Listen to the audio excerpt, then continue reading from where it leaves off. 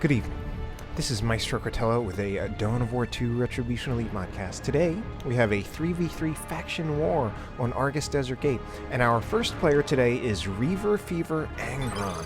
He is playing as Sindri, Trollface, Chaos Sorcerer. This is a spell-casting hero.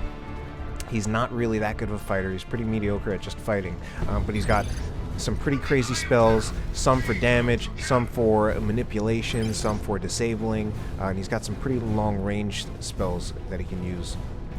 Next up, we've got Pew, who's playing as the Chaos Lord. The Chaos Lord is a full-on tanky melee hero. He is in Terminator armor, so he cannot be knocked down or suppressed. He has access to Lightning Claws, Blood Mauls, combi flamers. He can let the galaxy burn, he can drain life, and he can hate people and get energy back for it. Quite different from the Sorcerer and much more straightforward. Next up, we've got Lomors as yet another Sindri, Trollface, Chaos Sorcerer, letting the Doombolts rip, but not actually achieving that much with it. Next up, on the Imperium of Man, first of all, we've got Final Push, a very solid Space Marine player, and I think he's actually pretty dedicated to the Techmarine specifically, who, in my opinion, is the best teams hero in the entire game. Certainly for 3v3, and probably for 2v2 as well, just with the way relay beacons and turrets can really help you lock down an area and control things, and as well as his late-game vehicle synergy with Blessing of the Omnissiah for entire teams. Next up, we've got my good friend Templar Money playing as the Space Marine Apothecary. This is a healing commander, not quite much of a fighter, but I mean, you can still definitely tie things up and bleed models, and he can become quite a bit of a better fighter if you get one of his upgraded weapons, but still doesn't give you quite the same fighting capabilities of a full-on fighter. Mostly about healing, and he does that quite well, and that can be something that's very powerful, just healing tactical marines and assault marines. And then finally, we've got Bring the Pain playing as a Ultramarines Force Commander. He's got that gladiatorial, like, broom helmet. Right now he's just sitting around, like, commanding his attacks, telling them to open fire. He is a tanky melee hero. He can tie things up. He's got Battle Cry for both disruption and buffing. He can punch vehicles, and for the most part, that's it. He's a fairly... He doesn't have a wide range of skills, but what he does do, he does pretty well. Allies have claimed a requisition point. Red team they've got the double cap, although it looks like the blue team actually had, they had the lead, they have the lead in real VPs, so they must have originally had the double cap, and now it's not in favor of the red team. Anyway. Grenade goes in, possibly an attempt to wipe heretics. However, it looks like the heretics are going to get wiped anyway. ReaverFeaver just kind of very clearly overextending them. However, it looks like he might get a scout squad for his troubles, and he doesn't quite get it. Unfortunately, his second squad of heretics were not quite targeting the scouts enough, and that could have been a wipe on that scout squad, and that would have been worth the loss of the heretic squad, since he would have killed scouts, upgraded scouts nevertheless, fully upgraded, or at least they have a shotgun and a sergeant, so that would have been worth it. That being said, that did not happen, so that's the end of that. Anyway, we've got a lot of generator bashing going on here. This should be a full generator bash, since we have got so many different units committing to it. If anything, I think I was going to say the Noise Marine should continue bashing, while some of the other units start rearranging their formation to prepare for the inevitable counterattack from the Space Marines. Since we've got some Assault Marines coming out for a final push, most of these units right here are going to get overrun by the Assault Marines, pretty much aside from the heretics, and if the Sorcerer had the Sword of Flame, he would be able to help out a bit too. But that ended up being a pretty, aside from ReaverFeaver losing his heretic squad and now replacing them with double heretics, giving him a total of triple, that ended up being a nice set of engagements for the blue team, since they managed to take out a full farm. Unfortunately, I don't like the way Lomors is all bunched up. Assault Marines jump in, but they are jumping into, I feel, a little bit too much stuff. They've got some support right here from the Tax and the Scouts. Now we've got another squad of Assault Marines jumping in, and you know what? The Chaos players actually really don't have enough that they can use to stop double Assault Marines. Chaos, I feel, pretty vulnerable to Assault Marines in Tier 1 or in general, and they mainly rely on heretics to deal with them, or heroes, but you either need a Chaos Lord, or if you're going to counter-initiate with a Sorcerer or a Plague Champion, you do need upgrades on them. And right there, I don't think the Chaos Lord was there. Yeah, he was in base. There weren't even that many squads of melee heretics, so there wasn't a whole lot to stop the jump from those Assault Marines right there. So Chaos pretty much getting fully forced off, and we've got at least two up here, if not three. Let's see, Final Push, Templar Money, and Bring the Pain. So actually we've got 3 Space Marine players right here. They've completely tripled the top lane. And then, I mean, the bottom lane has been pretty much abandoned. And the Space Marine players, they've actually noted the contested power points. So they've spent a lot of requisition, but then they haven't bought as many units, and they've managed to put down a new power farm. So if anything, despite that early power bash by the Chaos team, I don't think the Chaos team is actually going to have much of a tech advantage, because they're spending more, and then the Space Marines actually have the better map control. That Force Commander should be dead. There is no reason he should get out of there alive with all of those things chasing him. I don't know how he got out of there alive. And now we've got a Techmarine turret. That being said, there's so much stuff here that I could see this Techmarine turret getting overpowered. I mean, all the heretics are just pushing forward. So is the Chaos Lord. The Noise Marines even just running ahead. Now they're going after the Tarantula turret, and we've still got a bunch of other things just pushing in. Even heretics are pushing past, and this is actually quite amazing. The Tarantula turret, especially in combination with a relay beacon, is, I feel, part of what makes the Techmarine so strong in teams.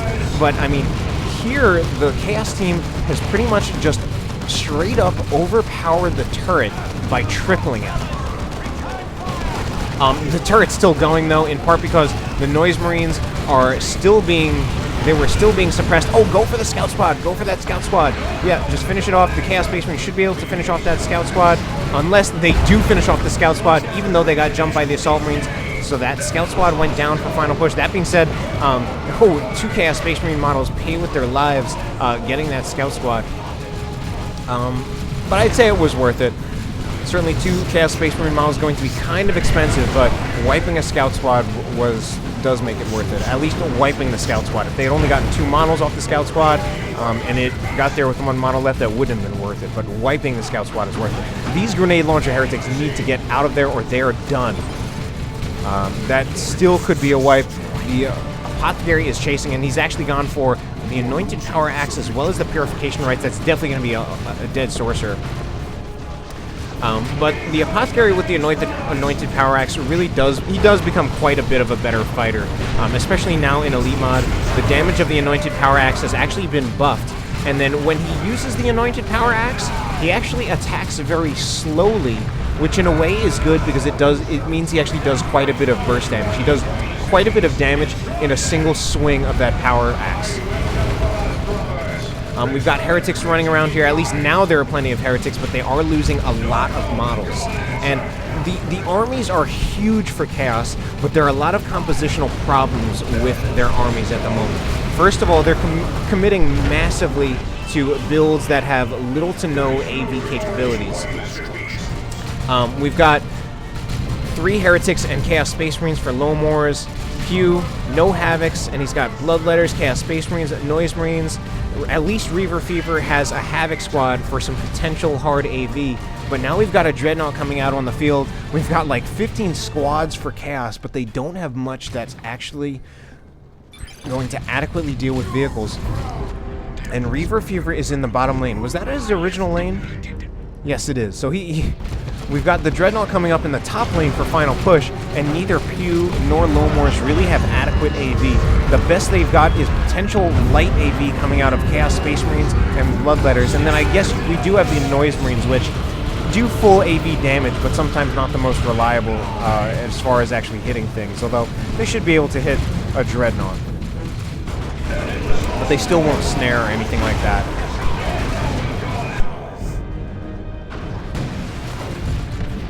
But yeah, so here comes this Dreadnought, and I mean, Bring the Pain is getting a Dreadnought of his own. He's actually, he would normally be in the bottom lane, and then he's got against ReaverFeaver, who does have some potential AV. He's actually getting a Mark of Corn on his Havocs, And the only issue he's going to have to deal with is that Bring the Pain's playing as a Force Commander. He's a Space Marine player with Assault Marines. He should be able to pretty easily disrupt the Havocs. And that should allow the Dreadnought to just get in and be able to do its thing. Assault Marines, however, are jumping into a whole bunch of stuff. Jumping into a few too many AV units. Actually, we've got some support here from Templar Money. And are these Templar Money's Assault Marines? Yes, so those are Templar Money's Assault Marines, actually. But even they're getting overwhelmed by the Bloodletters, and the Corncast Space Marines, but this is ReaverFeaver getting doubled. He did lose a squad of Heretics. I think a non-aspiring champion melee Heretic squad. And he's actually getting really overrun here. Too many things. Force Commander disrupting all these melee units. Corncast Space Marines nearly dying. Bloodletters nearly dying as well, but at least they can phase out into the warp and they actually haven't lost any models, even though they have very little health. Meanwhile, over here, they're asking for a shotgun blast. Pain should use a shotgun blast. Now he needs to use the shotgun blast to save his own scouts. Not just, I don't know why he's not using a shotgun blast, and unfortunately, he may have just, since Pain was in the bottom lane, he may have just really lost track of things. We do have an assault cannon barrage going in, but yeah, unfortunately some Final Push did communicate, and unfortunately didn't have much of a response from Bring the Pain. And now we've got a third Dreadnought coming out, and I mean, Dreadnoughts are pretty good, but Final Push actually switched to a ranged Dreadnought, which does make them quite a bit less effective for dealing with the melee of the Corncast Space Marines as well as the Bloodletters.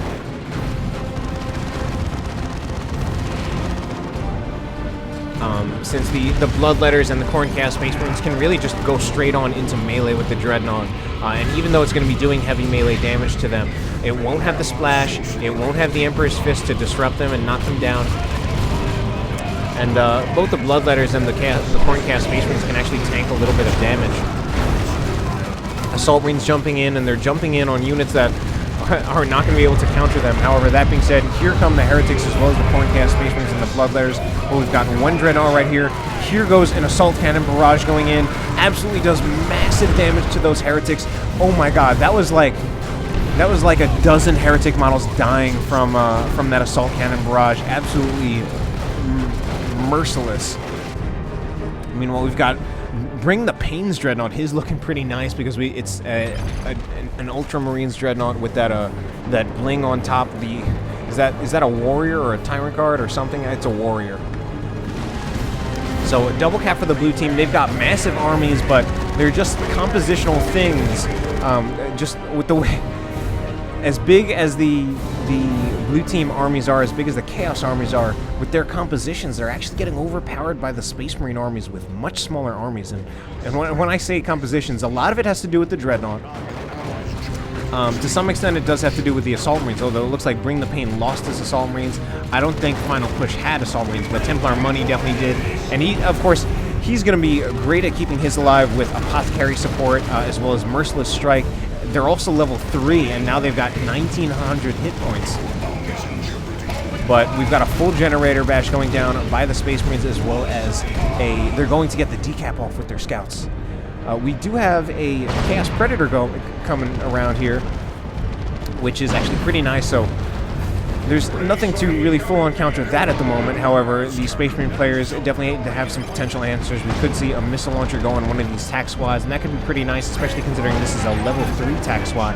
One of the things I feel is actually going really nice for the Space Marine players. They're actually killing a lot of models, potentially killing a lot of Heretic models, and now we see a missile launcher turret from Final Push. He actually likes to do this, and now the Chaos Predator in a bit of trouble. That being said, we do have a Khorne Dreadnought coming in, and that actually should be the end of the missile launcher turret. It is doing splash damage, managing to damage both the turret as well as the Assault Marines. That being said, this thing should probably Blood Rage since it's just here right in the middle of the armies. It could just be doing more damage with Blood Rage. Has to be careful about activating it now that the friendly bloodletters are close, but I don't know why he's not using Blood Range. It can be such a powerful ability. I mean, yes, he would lose control, but he's been in here longer than 15 seconds. He's actually achieved a lot with the Dreadnought, although he would have achieved even more with Blood Rage active. He just would have done the same things that he already did, but faster. These Techmarines gotta go, Templar money. Otherwise, they're gonna lose models. Probably one model's gonna die. Actually loses the Sergeant, which hurts. Now we've got a Space Marine Predator from Templar money. So this Predator should get repairs, and it probably should upgrade to a las cannon. Meanwhile, over here, we've got some interesting places where they're fighting. Look at all the walls that have been destroyed, and it looks like we've got Horncast Space Marines right here. Going to take out the Force Commander, as well as a Sorcerer upgraded, fully upgraded, Rod of Warfire, Robes of Torment, and the Sigil of the Rift.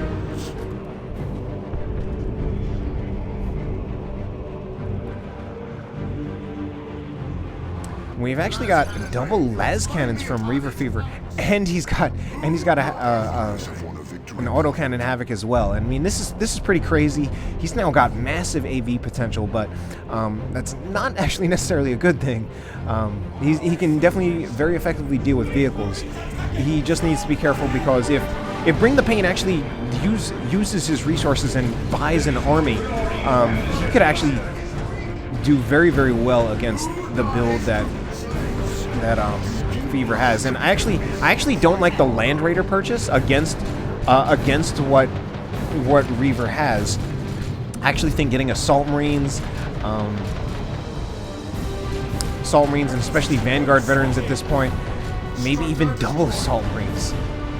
And with if he upgraded the Force Commander to get a Thunderhammer, that would allow him to help deal with the Chaos Space Marines, as well as the Bloodletters that would be counter-initiating against the Assault Marines. Here we actually had Khorne Chaos Space Marines teleporting in to take out a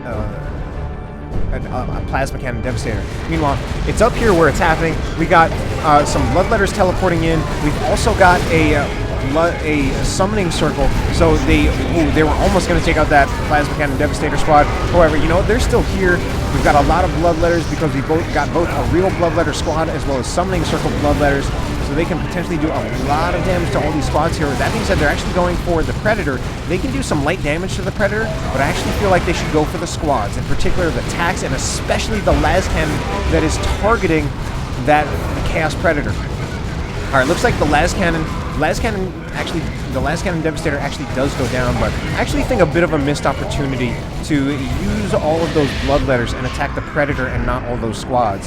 Especially now with Bloodletters being power melee, they would be extremely effective against pretty much all Space Marine squads, and not so effective against a Predator. They can do some very light damage, and they did some very light damage, but they could have done major damage to all those squads, especially these TACs here, which basically just got to fire unopposed while some Bloodletters were just standing around in the background. And we've got level 4 attacks. We've got a ton of levels for everything. Meanwhile, over here, we've got a full Generator Bash, I think, which occurred because we have all of these setup teams. I don't like the formation of these setup teams being so bunched up, especially now we've got a Dreadnought as well as a Land Raider Redeemer. I think the setup team should really spread out, and he's also got to be able to deal with the Force Commander. Otherwise, these setup teams are just going to get overrun, and he's abandoning this shrine that he just put down. So I don't really like that. I feel if he had just had his setup teams set up in a better position, and he could have really halted that Land Raider approach. I mean, the Land Raider getting targeted by double las cannons as well as a autocannon Havoc would be really, really scary. I do not agree at all with this Summoning Circle right here doing... I mean, it does light damage, but again, the damage is light, and it's not actually slowing it down. I don't even know why he's abandoning... Oh, I mean, yeah, I don't know why he's abandoning his lane.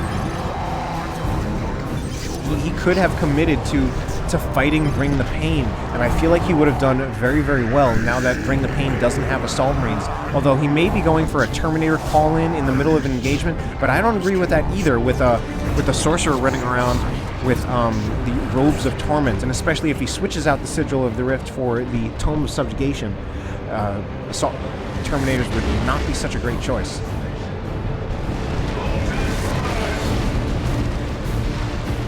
Alright, so everything's set up right now. This las cannon Predator from Pew needs to be very careful. Look at how much damage this Land Raider Redeemer took. And unfortunately, I think it's at 4 hit points. anything will kill it at this point, but now nothing is targeting it. So instead we've got the Dreadnought, which completely YOLO'd it and now went down. Now we've got an orbital bombardment as well. Actually manages to catch almost nothing. It gets a Havoc model, 2 Havoc models, a Heretic model, and that's it. Although, yeah, that did not even take out that full Havoc squad. So, a totally wasted orbital bombardment, but also a huge missed opportunity to not finish off this Land Raider Redeemer. Meanwhile, now the positioning of the Predator actually ended up being pretty terrible for Pew, and he actually got hit hard by double las cannon Predators from Templar money. Double las cannon Predators is incredibly powerful and incredibly threatening to vehicles, and it looks like Bring the Pain actually chose to get ranged Terminators, which is not a bad choice. However, they are being attacked by a Chaos Lord as well as some Corn Marines. Corn Marines going to have to get out of there at this point. Haven't lost any models, but they certainly did some damage, and the Chaos Lord is doing some damage as well. But man, these double las cannon Predators, and if they also get some extra armor as well, they're going to be incredibly threatening, and especially, although these belong to Templar money, if they get healed by Blessing of the Omnissiah from Final Push, this will just be an incredibly powerful and difficult to deal with force. You know, we've got ReaverFeaver stuff. He's got the las cannon Havoc and a las cannon and a autocannon Havoc setting up. Did he lose one of his Havocs? Or no, he's got the other one in base right here. So he's only got 2 of them, but they're a little too close together. I feel like he should really split them up so that they don't both get hit at the same time by area of effect damage or even Assault Marines jumping in. Although only Templar Money's got the Assault Marines, but they're here, so they can definitely do it. That being said, it looks like the AV units are not in range of the Predator, so they're just taking shots at all these Chaos units that are moving up. And right now the Predator are just being allowed to shoot with total impunity. And unfortunately, ReaverFeaver's also losing his stuff. He lost us another Heretic squad. Lomors has lost most of his stuff, but we've got more vehicles coming out for the Chaos team. And unfortunately at this point, again, the positioning with all of these things right here. That being said, one of the Predators might still go down, gets hit by 2 las cannon Havoc shots, just might get out of range there. Will it get finished off by the autocannon Havoc? Doesn't even get finished off. So Templar money playing with fire, but he was lucky with both having the upgrade, having the armor upgrade, as well as now being at level 2. Meanwhile, what do we have going on here? Another Plasma Cannon Devastator goes down to a bunch of Bloodletters, especially Bloodletters now with power melee going to be very, very powerful against heavily armored setup teams.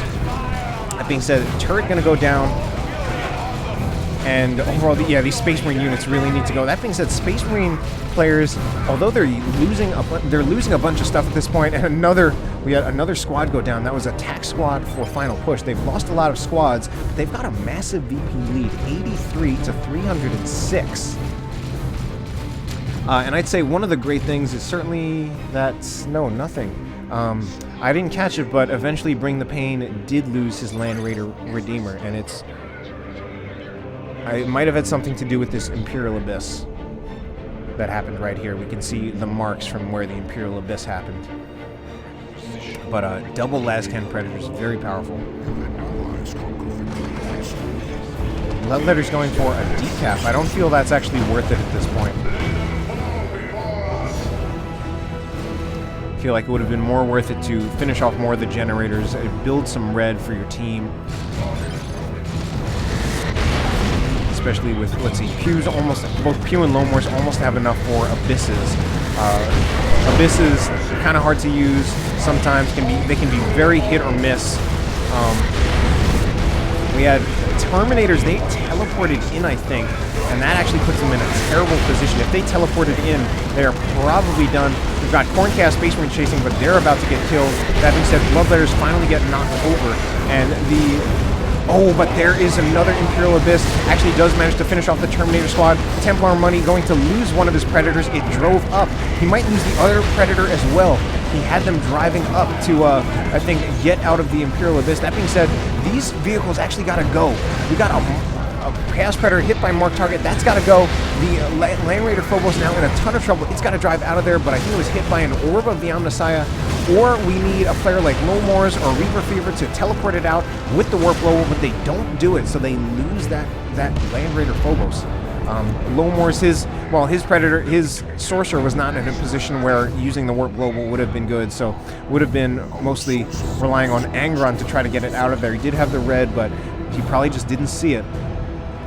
But that is just something that can be very helpful as a Sorcerer player in teams, which is using the Warp Global to save your teammates' vehicles when they're in trouble like that. And of course, it's not easy, because it requires the awareness of noticing when your opponent's vehicles are in trouble, potentially on the other side of the map where you're not normally looking, as well as having your Sorcerer in a safe enough position where it's actually worth it.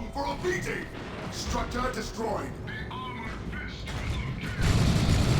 Ooh, but double range Terminators right here. Absolutely going to murder all of these squads on approach. Chaos Space Marines take too much damage on approach. Heretics are going to take too much damage on approach. These Chaos Space Marines at range are also taking damage. I think this Land Raider Phobos counts as cover, but they're still taking a huge amount of damage, because with 2 squads of Terminators, that's about 200 DPS piercing just going out. It's a huge amount of range damage. We also have some Cyclone missiles going in. But this Predator now in a huge amount of trouble. Oh my god, how much damage did that Predator do with the combination of marked target? It did like 300 damage. We have another Lascannon Predator going in, but it needs to be very, very careful. It's actually a double cap for the red team, so they've still got the lead, but a lot of things are happening. Double Space Marine Predators on this side. Meanwhile, we've got, we've got a Nurgle Predator. I don't know if that's such a good choice. A Nurgle Predator from Pew, he's the only one. No, it's a Nurgle Predator. It's actually from ANGRON. I can't see it in his unit panel. But anyway, lots going on right here. Bloodletters chasing after the Terminators. They will do a huge amount of damage to the Terminators, but they just take so much damage themselves from all the other sources of damage from the Space Marines going on right now. The Predators, the Terminators, the Tax. This Predator now in a huge amount of trouble. The Nurgle Predator, all of the Chaos Predators are not going to survive this engagement. I don't think either of them are going to survive. One goes down. How about the other one? The Nurgle Predator, actually pretty durable, but also not achieving quite as much, I think. And now it's going to get, it's hit by a Meltdown. It goes down. Sorcerer goes down. Single cap game. We've got some autocannon Terminators capturing the point, and they'll be able to capture the point, but I don't think they can hold it. There's way too much stuff here. If anything, this should probably be the end of the game. Those Chaos Terminators, there's just too many things going on. There's just too many sources of damage against it, even though, well, there's the plasma attacks, which would do a lot of damage to it. The Chaos Terminators, or the Space Marine Terminators, actually wouldn't do that much damage to the Chaos Terminators. We had a short-range teleport to dodge the Cyclone missiles, I guess, but I don't know if that was worth it. They might be in even more trouble right here. They're committing to this engagement. I think it would help maybe if Lomors used a summoning circle. That would be one way to get these attacks off the point, but he doesn't do it. And oh my god, some marked target, another very powerful asset that the Techmarine has. At this point, well, I was going to say at this point it's probably going to be the final push for the Chaos team, even though final push is on the Space Marine team, but pretty much they need to push now with what they have here, or they're probably just not going to win this game. That being said, it's going to be really hard with a teleporter relay beacon going up. We've got double Lascannon Predators getting repairs. Too many things going on. They need to just put a unit on the point. Put any unit on the point to stop the cap. They're committing to trying to dislodge things, but more importantly, they need to take the point. They need to at least get the decap off.